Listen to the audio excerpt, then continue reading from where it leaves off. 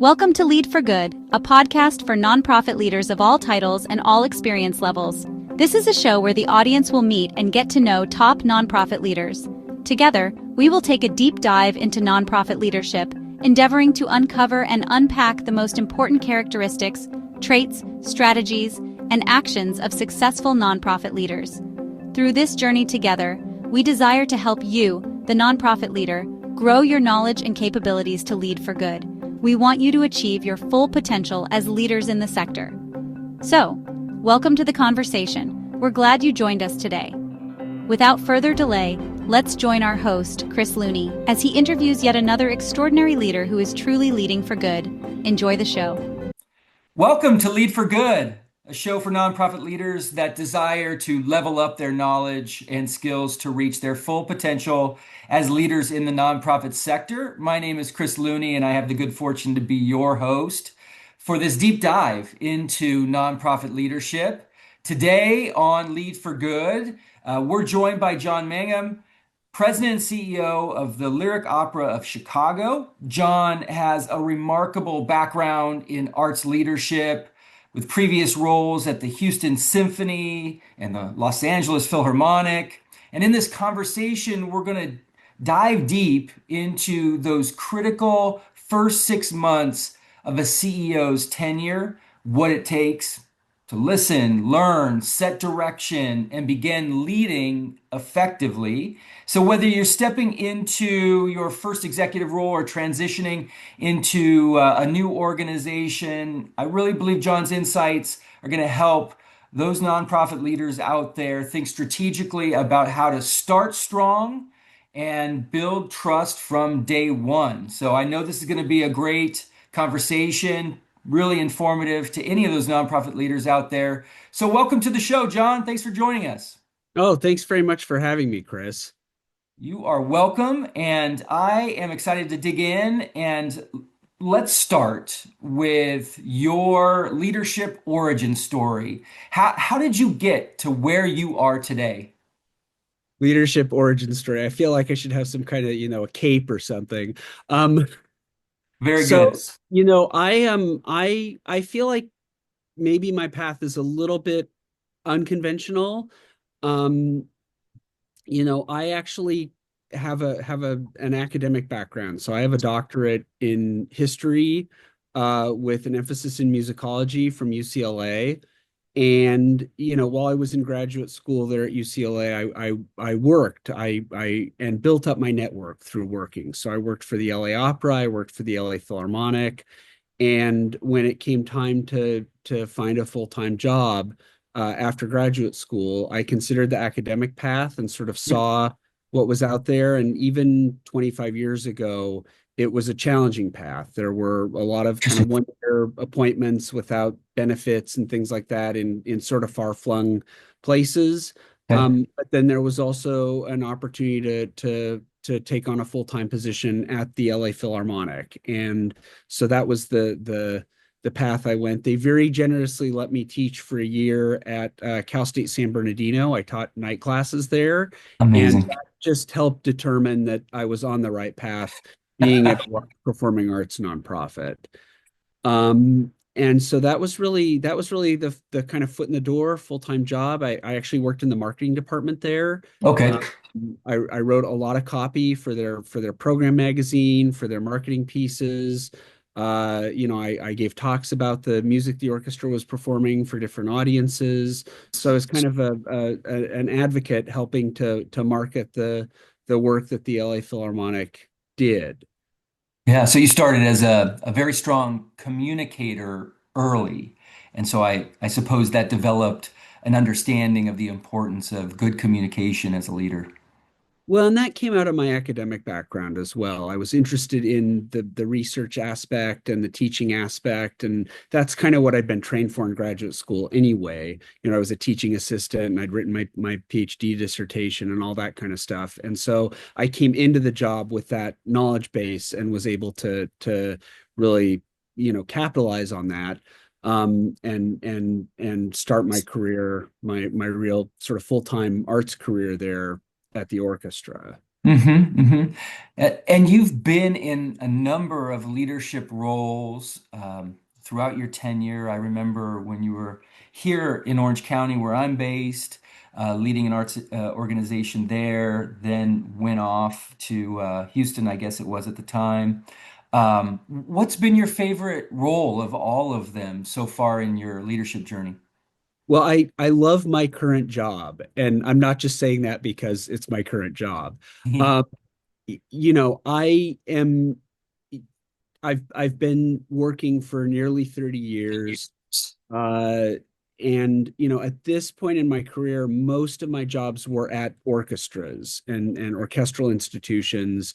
The Orange County job was a presenting organization, so we brought in different touring groups, but they were still orchestras, chamber music, recital, very much, you know, music focused. And to Right. be able to move at this point in my career into a position where I'm running one of the world's largest opera companies is really exciting. I mean, first of all, it's an adjacent but different art form. It's actually what I studied academically, Hmm. to kind of come back to that first love after all this time is really exciting. It's in a great city. The venue is beautiful, the artistic level's incredibly high. So like all these things. Um, but that I really enjoy. I think my probably my second favorite was getting to work in Houston with the symphony, Okay. which surprised me a little bit. I mean, I wanted to grow in my career, and I was running a $5.5 million organization in Orange County, and Houston Symphony was a big step. I'd never actually been to Houston until the interview process, but Fascinating. that was I heard the orchestra and thought this is a great orchestra. This would be a great place to be. There's a lot of opportunity here. It felt like a dynamic, energetic place, but also I was there during the pandemic, and we had some opportunities to do some things there that, because of kind of lax local regulations, we could figure out safe ways to perform for small audiences and do live streaming and things like that. And that also turned into a really satisfying, gratifying experience where I felt like I had a lot of impact there and left the place better than I found it. And Hmm. that's what you want to do. You want to do that. Yeah. Leave the place better than you found it. So important and needs to be really highlighted, I think, a point put on that. I'm interested, and I don't usually ask this question, but it just popped into my head, which is when you're talking about leadership in the arts, what do you think is the hardest part? Because I've known leaders who have been responsible, obviously, for programming, right? Developing content that audiences are actually going to buy tickets for and attend and sponsor and all those things? Is it the players, the employees, the musicians, the performers, working on that side of it? Is it the fundraising side of it? Is it maintaining facilities? Like what? There's so much that you're responsible for. What's the hardest? Yeah, I feel like this is a good SAT question, and I pick E, all of the E. above. Thank you. Um, That's fair. That's such a good answer because you can't it's let any of them go. yeah, exactly. It's a huge challenge on all fronts with lots of moving parts. And I think you actually hit on kind of all the key aspects. We have to be putting out a program, we have to be selecting titles, and we have to be developing projects and supporting artists that are going to bring audience into our theater, because that's Mhm. really the beginning of the journey. If we're not bringing people in, we're not setting those people on the pathway to becoming donors or board members or legacy society members, or people that will give to a major campaign. So, that first ticket purchase, and then building on that relationship by continuing to have something that brings that ticket buyer back, that's a challenge. And it's always sort of front of mind. Who are the stars? What are the titles? What are the projects that are going to have appeal to the public? But also, we can't pander. Like we need to find that balance Right. between Good. the popular and the appealing and things that actually push our art form forward and kind of bring our audience along on a journey that helps satisfy their curiosity and develop their taste. So that's that piece. The fundraising is a huge challenge. I find it very exciting. Uh, basically what I'm doing is talking with people who love opera, who love our city, love our community, love our audience, love our young artists, love providing exposure opportunities for students. Like there's so many ways that they love the art form and are excited about it. And Yeah. my role is to listen and then to, in a sense, act as a matchmaker to connect them to the opportunities that we can provide that align with their philanthropic goals. So, Mm. and I really enjoy that aspect of the job, just having lunch with someone and hearing about, their own journey and what got them excited about opera and the performing arts and talking with them about, where they can have real impact so that other people can receive the same gift that they received at some point in their life. So that part is also incredibly exciting. There are hundreds of people working in our theater to bring this art form to life. We have a professional orchestra, professional chorus, our casts, our cover casts, all the stage technicians and crew. We Right. have, directors, assistant directors, fight choreographers, intimacy coordinators. I mean, just the list goes on and on. We have Box office, ushers. yeah, incredible professional staff, front of house, all these things. And we have a beautiful 1929, venue that's approaching its 100th birthday that needs a Mhm. lot of love and care. And, Right. like most things approaching their 100th birthday, has its idiosyncrasies and its Right. moments of crankiness and, you know, Very good. Yeah. we really there's that whole facility piece.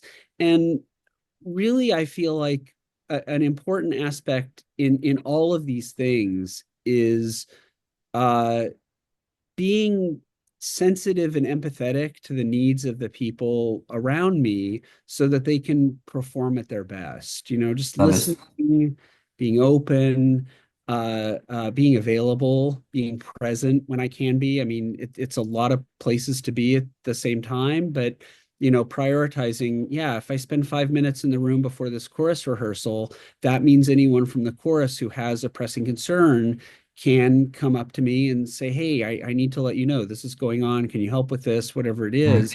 Right. And, yeah, it's only a few minutes, but that those minutes are important. And so thinking about over the course of a day, how to allot that time and be present and listen and try to empathize and help problem solve, within what we have available to us.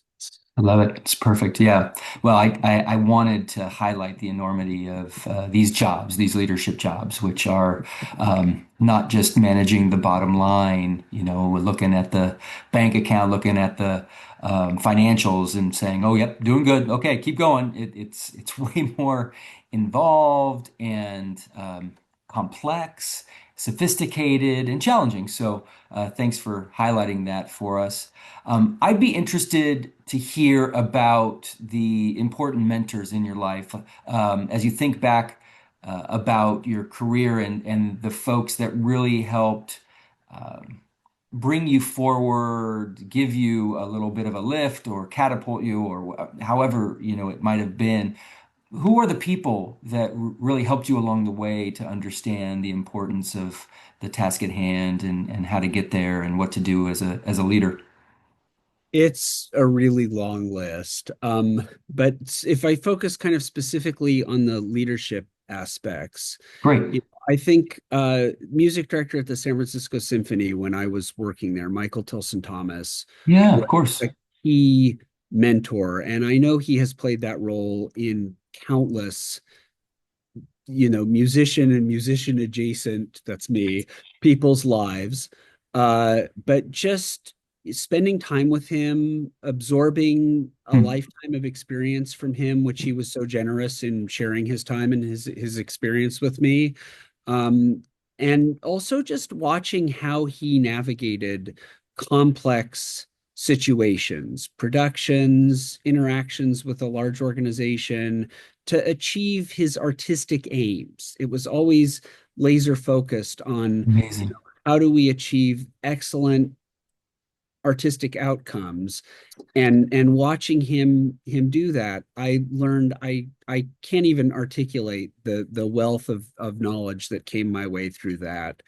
And then I would say a couple of the executive directors that I got to work with earlier in my career. Yep. Zoran Meda at the New York Philharmonic. He was the CEO there when I was there as the head of artistic planning. And just watching his patient, courtly, elegant, sort of old world style, and the way that he was able to hear concerns from various constituencies throughout the organization, including the musicians in the orchestra, and address them in a way that always moved the organization forward, was again something that I've kind of taken with me. And he's now my neighbor 5 blocks north here in Chicago, so that's been a nice reunion. Um, Amazing. and another one that, last but absolutely certainly not least, was Deborah Borda, who was the CEO at the LA Philharmonic for most Right. of the time that I was there, and actually, plucked me from that marketing job that I talked about earlier and put me into a much more senior role Wow. in the organization. And just watching how she led the opening of Walt Disney Concert Hall in Los Angeles, this Right. iconic venue, how she created just incredible artistic opportunity for then music director Esa-Pekka Salonen, how she uh, convinced Gustavo Dudamel, superstar conductor, to come to Los Angeles and be Esa-Pekka's successor. And also, one of the things that I really learned from her was how you can clearly and forcefully communicate a message to whatever audience you're trying to communicate to, whether that's your Mm. staff, board, your performing artists, the broader public. She's an incredible communicator, kind of a PR mastermind. Like, there's a magical quality to it that I can't even put Yeah. in words. But just watching her do that, and knowing, how many times you needed to repeat a message to an audience before it would really, become owned by them, and then they Mm. would go out and be your advocates and repeat and spread that message. And just that was really So quite awesome. So yeah. awesome. Amazing. Well, all three are legends. I mean, the legends of legends, So you're just so fortunate to have had the opportunity to be in that universe of sort of leadership expertise, right? So, what a fortunate position to be in to learn from the best and to have that opportunity. I love that so much. They taught you a lot. You've learned a lot on your own. You've been a leader independently for so long now, surrounded by a lot of great people I know that help you as well. But I'm wondering what kind of like leadership philosophy you've developed, and it doesn't necessarily have to be an overarching philosophy, but like what are some of the important characteristics of leadership to you? What are you trying um, to be, to communicate, to show the world as a leader? Well, I mean, and it's daily work, right? There's kind of a constant self-improvement aspect. Yeah. You have to approach it with humility and be willing to learn from others and learn from mistakes, and just listen.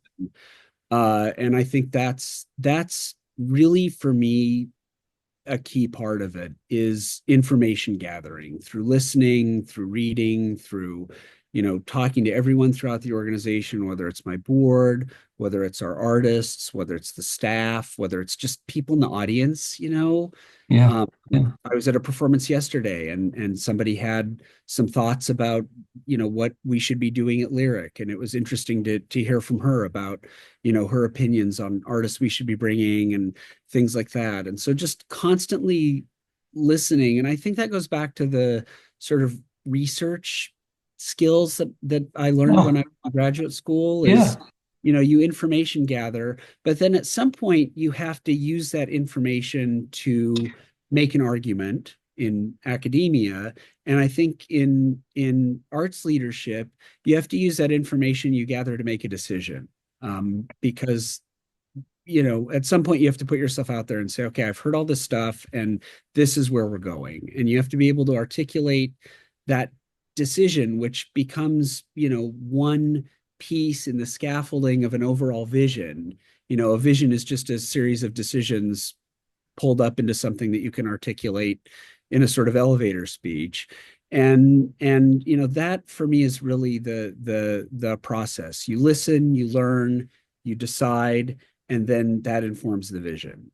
I love it. Well, that blends nicely into the topic of our conversation today, which is all about kind of introducing yourself to an organization and hitting the ground running, being an effective leader, setting yourself up for success in the first 6 months by what you focus on, what you do. And I'm super excited because this is a topic that is too often ignored and left to the sort of devices of an individual to figure out without much real research necessarily or precision maybe. So I'm hoping that through this conversation we can maybe even just develop a nice little resource for people to think about and go to and create some papers and other things off of it that would help folks in the same position that you were in about 11 months ago, I guess, with the lyric opera. So as we get ourselves started, and I'd love to know what it was like stepping into the role for you at Lyric Opera. Let's start there. What was it like for you when you sort of showed up day one? There was a really good search process. So, the search started in March and I was Hmm. announced, I think, July 31st. So we took a lot of time getting to know each other. People always ask that question, what was the biggest surprise in your Okay, yeah, your sure. first handful of weeks or months? And I have to say, with this particular position, there wasn't really a big surprise because we had gone through such a thorough process. A lot of visits up to Chicago, a lot of conversations in between. Um, but it was a very board centered process. So the search committee was comprised of board members, and I also met the music director. But I hadn't met any of the staff until I was announced. I hadn't met any of the artists until I was announced, aside from our music director, Enrique Mazzola. And so that was key, even in that week that I came up for the announcement, was to spend some time with some of the staff members and spend some time even with some key board members and supporters. And that really was an important template to follow for those first 6 months, was to really just spend time having conversations with all the people that make this happen. So that's our artists, that's our staff, that's our donors, our supporters, our patrons, lunches, dinners, meetings, conversations. That was really important. But I came into it feeling like I had some knowledge base about the organization because our board chair, Sylvia Neal, had also been important in the search process, along with the chair of the search committee, Brian Traubert. They had put together a 14-member search committee that really represented kind of every viewpoint you can think of on the board. And Wow. there was a lot of um, diversity in every way that you think about it. And But including the stakeholders and constituents yeah, that represented on represent. that committee. So board leadership, important donors, just really, really well thought out. And so I got, already coming into the announcement and my start in the job, which was a couple months later in October, I had a good knowledge from those conversations and from the diverse viewpoints that were represented in the search committee.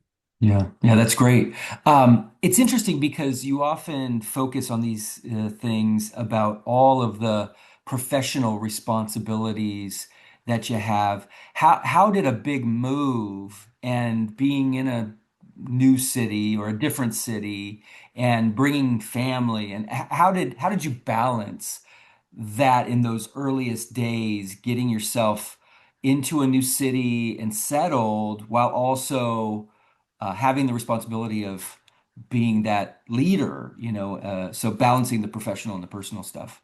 Well, and we had an extra layer, which is our son was going into his junior year of high school, and so we had to get my wife and son up here in time for him to start school, even though my start date was going to be a little bit later. Oh, Um, wow. yeah, so we took care of that, and that announcement week was really helpful because my wife joined me in Chicago for that week, and helped with finding a place for us to live, helped getting school sorted for our son. I mean, there were all these kind of non Yeah. work related things that we needed to get in place really quickly. And I participated as I could. I did go and tour the final apartment and sign and lend my support to the choice, let's say. Good And delegation. Yeah. went down and toured the school that he ended up in and had some meetings with administrators there. So, but that was all kind of crammed into a week where I was also being announced and addressing the whole Exactly. company and Yeah. having meetings with board members and with staff. And so that was a concentrated sort of frenzy of activity. Yeah. And look, we still haven't found a sushi place we're totally crazy about. I still haven't quite landed on a place where I want to get my hair cut. We're still working It's out, great. ideally, the doctors. Like there's all these kind of life Right. things that you work through over time and that sort of thing. But by the time I got here at the beginning of October and started mid-October, things were well enough in place that I could come in and focus some energy on the new job. Yeah, I only brought that up because I think it's easy to ignore the personal side of these um, new role starts to sort of just focus it on the professional, as if people don't lead pretty complex and complicated personal lives, with And people here were welcoming. I mean, there were board members that reached out to my wife and I and invited us to do something social. Our board chair, Sylvia, she hosted a beautiful event in her home to introduce me to not only people from Lyric, but also other arts leaders in Chicago. And that's the other thing is I did try to jump in and connect with other arts leaders and get involved with, perfect. there's always some sort of organization. Here it's the Chicago Loop Alliance. They have an arts caucus. There's the Economic Club of Chicago. I joined another club called the Chicago Club. There are you kind of have to throw yourself into it, but Right, these were good ways to get connected with the broader community outside of Lyric and outside of family related things like our son's school. So right. um, I jumped into those things pretty quickly, and those introductions from my board members, those connections helped with the Chicago Club membership, for example. And board members want to get their new leader connected to the community and also have me seen kind of out and about. They don't Sure. me hunker down in the opera house. It's important for me to be at different events and turning up and, oh, that's the guy from Lyric, and, oh, you should meet so and so. And that's a key part of it too.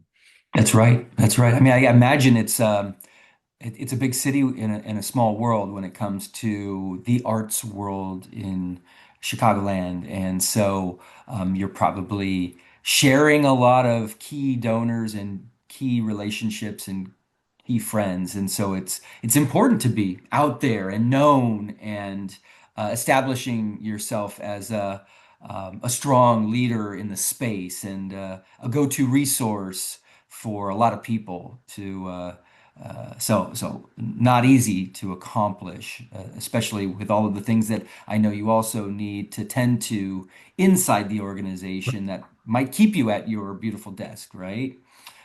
So that's fascinating too. I know that many leaders talk about the importance of a listening tour, and I put that in quotes, right? Because it's so interesting to think about the concept of going out and just talking to people, asking questions, and listening. How did you approach learning about, let's say, culture, staff dynamics, community expectations? Like, there's so much that you had to absorb for yourself outside firsthand, I guess, beyond what maybe you were learning from your committee and what they were telling you what it was all like. That's exactly right. And I never called it a listening tour, but I told myself and anyone who asked that I was going to spend 6 months really doing everything I could to learn about not only the institution, but also the context in which the institution exists. So that's Yes. the broader performing arts scene, the broader art scene in general, including if you include visual arts and other things along those lines. The community, what education looks like in the community, because we have a lot of partnerships with schools that try to bring opera to young people. I was going to spend 6 months learning what I could about all this and not make any changes in those first 6 months because I inherited a place from my predecessor, Anthony Freud, that was working very well. I Okay. mean, it has its challenges. All of these places do, but Yeah, of course. they were delivering on their mission. They were putting world-class opera on stage in this opera house and maintaining a venue that others could use when opera wasn't going on here. So, that's the core of the mission, and the place was firing on all cylinders. So I needed to come in, and it's only in the last few months that we've made some changes to the structure of the staff. That we've started to think about some new programming initiatives going forward. We had a couple of things that came up that we needed to take advantage of on a sort of opportunistic basis for Right. the season that opens next month. But otherwise, I didn't want to make drastic changes. But I think we are starting to think about, how do we chiropractically adjust how we're allocating the time of our orchestra and our chorus and the time on stage to best satisfy what the audience is telling us they need through basically what they buy tickets for. So, Yeah. those are the kind of changes that I didn't really want to dive into until we'd had some time to really get to know each other, and I'd had a chance Perfect. to hear from people throughout the organization. And like I said before, just be present and listen to people's concerns Right. and shape my thinking on kind of what things look like going forward. I mean, one of my favorite things is always when you're doing a press interview and it's around the time you're getting announced for a job like this. So it's 2 months before you've set foot in the place in an official capacity. You always get asked, well, what's your vision for Lyric Opera of Chicago? And the most dangerous thing you can do is articulate a vision from an uninformed Oh my standpoint. gosh, right? Yeah. Well, Um, that might be one of those mistakes that new CEOs make, um, potentially. So it would be good advice, don't necessarily create that vision prematurely. Allow yeah, you yourself can the opportunity, right? yeah, you can say something about, oh, world-class opera or whatever it is you do. But don't fall into the trap of vision is something that you build through collaboration and conversation, and you have to, get all the constituencies of a big complex organization like this aligned around a vision. And you do that through iterative processes. You don't, you know, engrave it on tablets and deliver it from on high. So, Right, at least not right. in And my experience. yeah, and it's important to be able to say and believe, hey, this isn't my vision. This is our vision, the organization's vision, the collective vision of so many stakeholders that make this organization what it is, world class and all of that, right? So it's good advice, to remember that you're in the consensus building or stakeholder gathering and building business, not just the building of your own kind of brand and leadership and vision yourself. Right. So that's fantastic. I also wanted to just highlight a point that you made about the chiropractic adjustments. And I think it's interesting to note that perhaps you're fortunate in that you were coming into an organization that was firing on all cylinders, as you said, and not without challenges, but wasn't hemorrhaging or wasn't in a position where you didn't need a chiropractor per se. As good as that chiropractor might be, you might need a surgeon, you might need Yeah.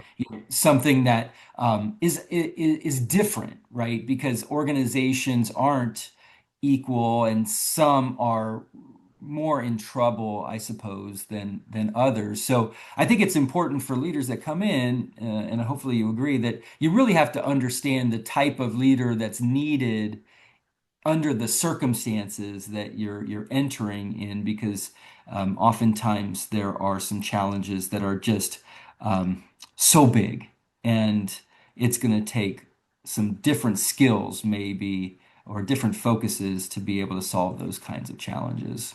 Yeah, and again, I think that part of in an ideal world, a search process is where some of that conversation happens, Yes, and you hope that a search committee will be honest with candidates about what they're looking for. Sometimes volunteer board members who are all incredibly good-hearted and generous hmm, just have they're not knee deep in it. You know what I mean? right, So they right, don't necessarily know everything that's going on and can't, clearly articulate that to a candidate. So then the onus shifts to the candidate to really ask pressing questions, get perfect.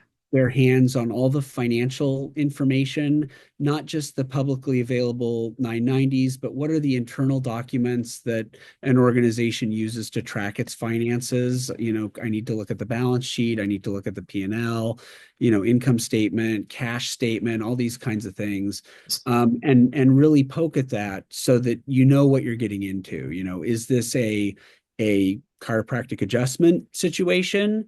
Here at Lyric, the board had a 5-year financial plan, and the hiring process happened, during year one of that 5-year financial plan. And the board had really mapped out targets around revenue and expense that would, keep the organization on a firm financial footing going Beautiful. forward. And they shared that, either at the first or second meeting, and we talked through it. And they said, look, this is the expectation. We need somebody that can deliver on this. And so and they said, look, at the end of the day, revenue might shift, expense might shift, but it's the bottom line that is the most important thing here. And we Mhm. need to know that, you know, the new leader can take us through this. And so, that was a really good conversation. And that's the kind of conversation, because I know some of these organizations in the performing arts have huge challenges, massive structural deficits, um, radical shifts that have come on quickly, Mhm. exacerbated by the pandemic in audience behavior, in patron support for contributor revenue.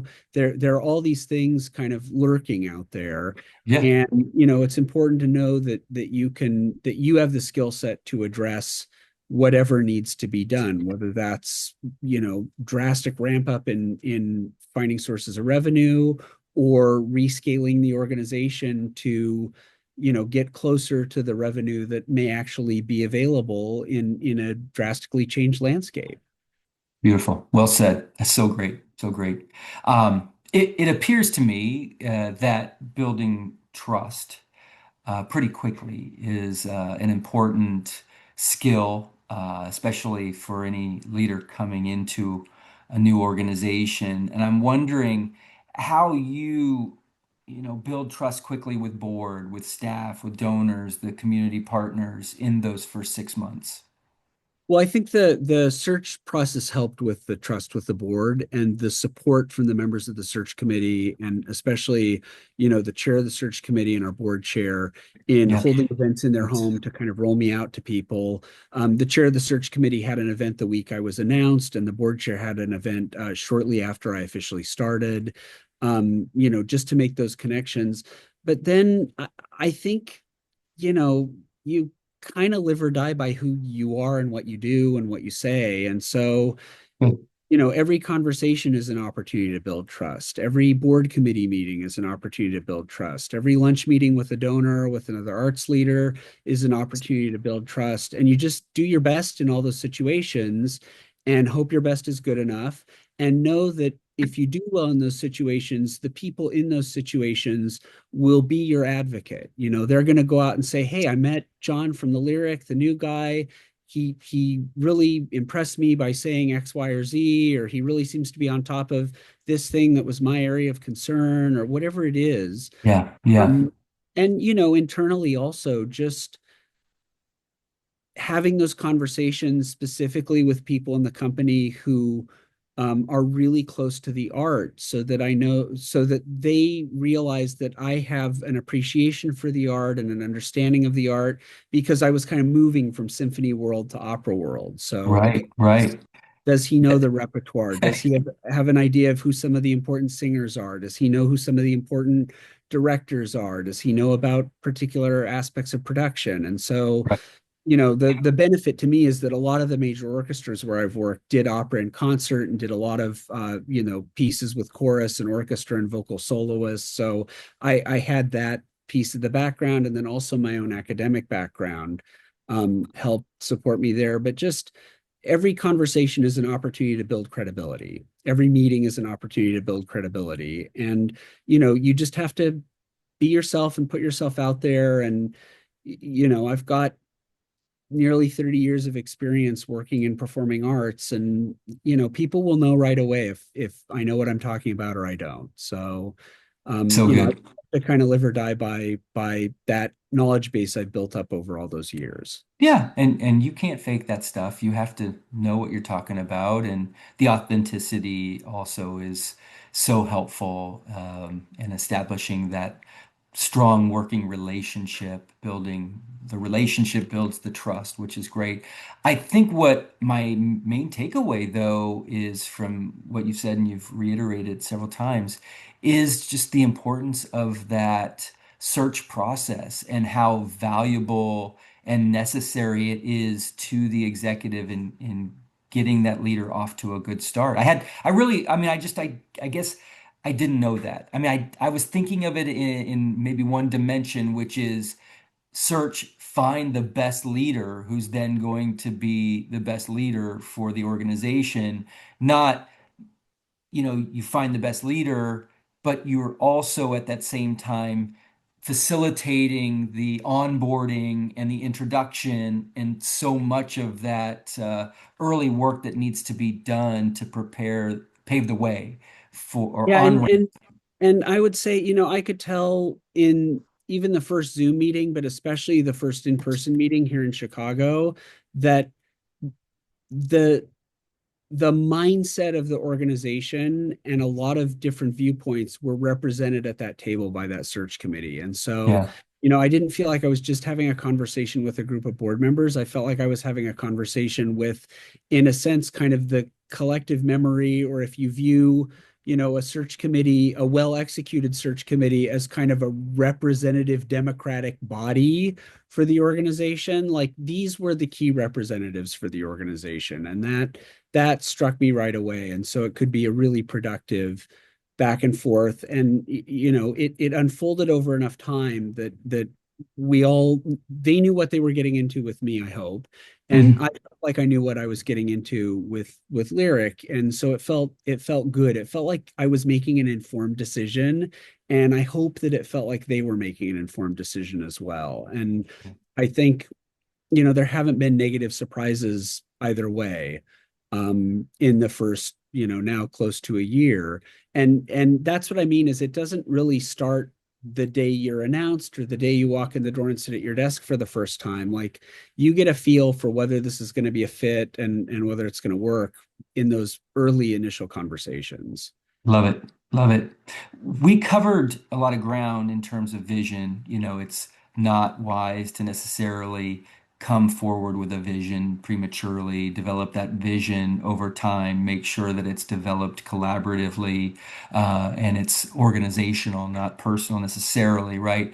But yet, at the same time, um, even though you were out listening and learning, you were also doing, and I'm wondering kind of what the milestones were that you were looking to achieve within the first 6 months. As a CEO, what should be some of the objectives beyond the listening and building relationships that you need to achieve? Yeah, I had a checklist. I wanted to make sure that I met everybody on the professional staff, that I met all the leaders of the different artistic and technical production groups in the house. We have three big unions, but a number of other unions that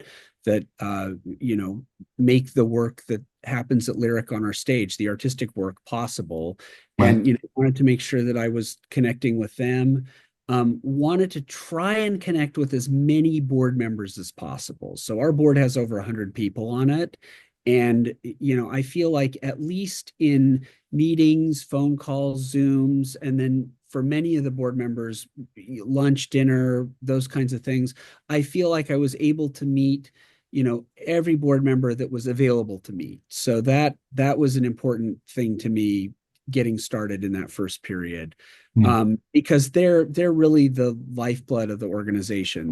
They give their time and their treasure to support our work, and it starts with having a strong, engaged board. So that was really important. And I also wanted to meet my different counterparts in the performing arts, the leaders of the key companies and venues, and I feel like I accomplished that. Um, that was kind of the But checks. you had decisions that you had to make on a daily Yeah, I basis mean, we had still, to right? we had to program a season, and we had to continue our casting work. We had to start working on what a restructured staff might look like, and that was work that I did. We have an opera leadership team that helps with the programming and the casting. Our music director's involved with that, of course, Yeah, right at the yeah. center. And we have an executive leadership team that helped, with the staff structure issues that were encountered, and that sort of thing. I mean, my predecessor was here for 13 years, and there were things that not that were wrong with the staff, but things that structurally I just could see that there was a different way to maybe do Sure, things, of course. that would Yeah. be a little more effective or a little more efficient or whatever. And look, someone will come in 15 years from now and say, that's all wrong. Let's do it a different way. So Of course, of yeah, course. But I just wanted to draw the out the point that while you were learning about the organizations, people developing relationships, you had to make decisions every day yeah, about running the organization. And it sounds like you had a good team that could help you through some of those yeah, decisions. You did. that could really advise me. Yeah, yeah, yeah. And was there any concern that you had about doing too much too soon, or conversely waiting too long to make certain decisions, or have that impact? Yeah, the waiting too long piece. I mean, there were Okay, certain opportunities that presented themselves early on in my tenure, good. uh, Yeah, that I wanted us to seize on and move forward with. yeah. The biggest one is we are doing an opera based on the Smashing Pumpkins album, Melancholy and the Infinite Sadness. Mm.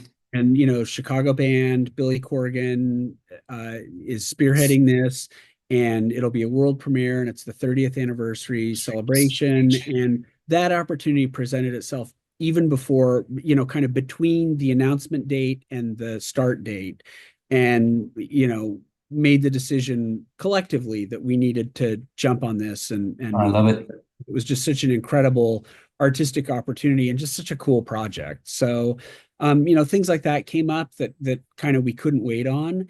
And that's what I'd say is that, I didn't want things to move too slowly because there can be, some of these things in terms of casting or in terms of a particular title or production, we have to plan as much as 5 or 6 years out. And so it's an even longer planning horizon than I was used to in symphony world. And, I didn't want us to miss opportunities because we were wedded to that sort of long range planning process. And yeah. That's great. That's great. That's so important. And sort of looking back now, almost a year in, are there things that you would have approached differently had you known differently, or do you even have that visibility yet to know maybe what you would have done differently? Yeah, I mean, I think the transition was tough. I stopped my job in Houston on September 28th, and I started my job in Chicago on October 14th. But I made trips up to Chicago throughout September for key events like the season opening gala and the opening Mhm. night of a couple of opera productions and some final auditions for our training ensemble, the Ryan Opera Center. Um, and I'm glad I did all of that, but I would have figured out a way to not have those two things, Houston and Chicago, running simultaneously and overlapping, and just make a clean transition from one to the other. Great I advice. quite tell how I would have done it, but Yeah. and also like this is the dream job, so I don't ever have to think about that again.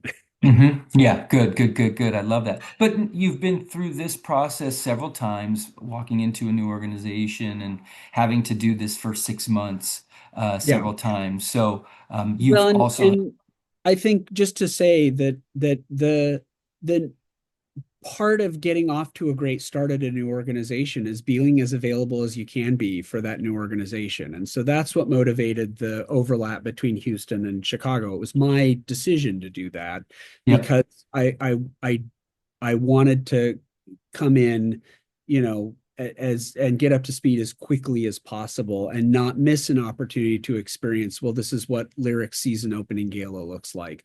This is what an opera opening night looks like.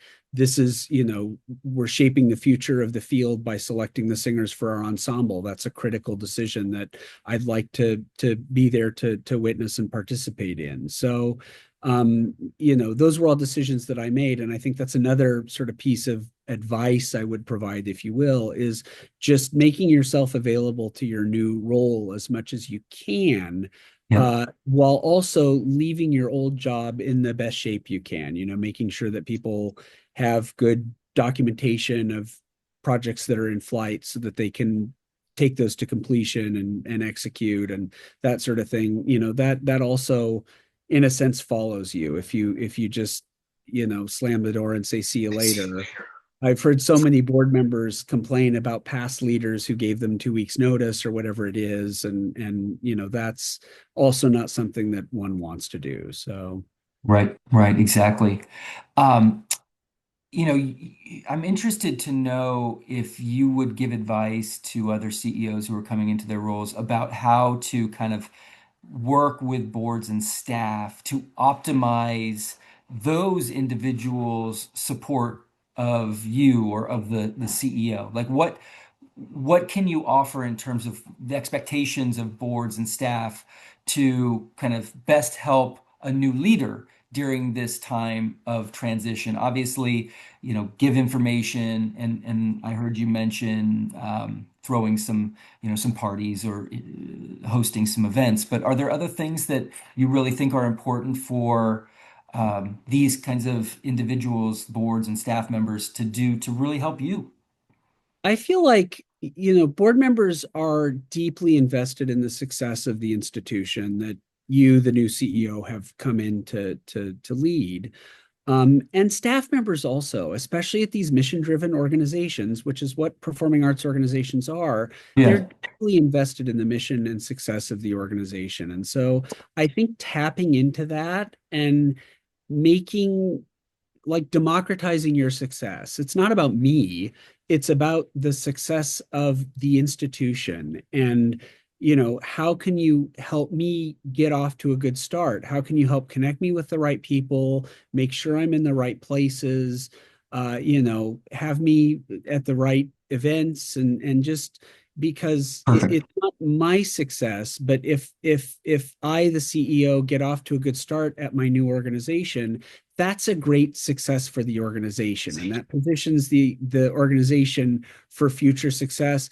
And by the way, it makes everything easier. Like if you're on the development team, if it's out there in the world that Lyric Opera Chicago is really in good shape and exciting things are happening, it's easier for you to raise money. If you're on the board and you want to build support for the particular things you're passionate about, it's easier for you to build that support if it feels like there's a lot of energy around the institution where you're serving. So It's great.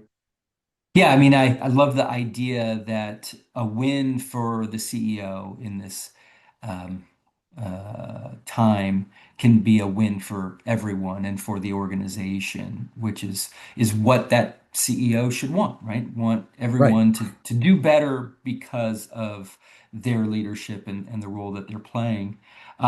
So we're headed toward our close on the conversation. And it's sort of more now like future oriented, 6 months, 12 months, just the beginning of a leadership journey with this institution. I'm wondering how you've thought about setting yourself up for longer term success after that initial phase that you're still in, but almost nearing the end of that newlywed phase, right? Yeah, the honeymoon. Honey, um sorry, not yeah, moon, honeymoon phase. Yeah. It's we been are too long newlyweds since I got there married. too. Yeah. um so I think that one of the things that I think about is, okay, now that I've got the lay of the land, now that we're executing on the plan that we have and, planning for the performances for which we're planning, what are the big milestones that we can think about coming up? And the big one for us is the 100th anniversary of our opera house and the 75th anniversary of the company is in 2029. And Yep. so, that gives us a platform to think about what does an anniversary fundraising campaign look like? What does a strong, bold artistic statement with a season during that 2029, 2030 season look like? Is there an opportunity for new productions? Is there an opportunity for new work? Is there an opportunity for some unusual pieces from the repertoire? What does something big and bold look like in that season? And that is a nice time horizon because, that's like 4 years from now, and we can really, thoughtfully plan. And oh, by the way, because of the time horizon I outlined earlier, a lot of the stuff before that season is really already planned. It won't really be until the 2028-29 season that you'll see a season that is mostly planned under my leadership. So just the nature of the beast, it gives me and everyone here some time to really approach a milestone thoughtfully. And so that's what's front of mind for me. And then it gets down into the more granular of talking about different titles on the artistic side, talking about what the structure of a campaign might look like on the fundraising side. What are the opportunities there? We have this facility. How do we do something with the facility for this 100th anniversary? There's a lot of opportunity there. So that's kind of where I'm focused and where, I'm starting to really sort of crystallize, catalyze my thinking. I love it. Well, you have so much to look forward to. The organization has so much to look forward to. And I just wanted to thank you for sharing this wisdom and expertise with the audience around a topic that's so important. It hits every leader because every leader finds themselves in a new role from time to time in their career. And we need more advice for our leaders about how they should be thinking about their first 6 months and then a long tenure beyond that. So thank you again. I know it's going to be an extraordinary help to so many people. But unfortunately, that brings us to the end of our podcast today. And I just wanted to thank you, John, and thank our audience for joining us. A quick reminder to subscribe and follow this podcast if you're enjoying it, and also check out Mastering Fundraising and the Nonprofit Edge, two other podcasts that feature extraordinary individuals and explore their leadership journey, and also dig into elements that are really consequential to the nonprofit realm. And until next time, we wish you all the best and encourage you all to do what you can for this world by leading for good. Thanks all. Thank you for joining us for this most recent episode of Lead for Good. Our passion is helping nonprofit leaders reach their full potential as leaders, and we sincerely hope this episode has been edifying for you. Please subscribe to this podcast to not miss any of our Lead for Good conversations. We welcome your feedback, suggestions, and comments via email at hello@fulcrumleader.com. Lead for Good is a production of Fulcrum Nonprofit Leadership. Please visit us on the web at www.fulcrumleader.com. Until next time, we wish you all the best and encourage you to always lead for good.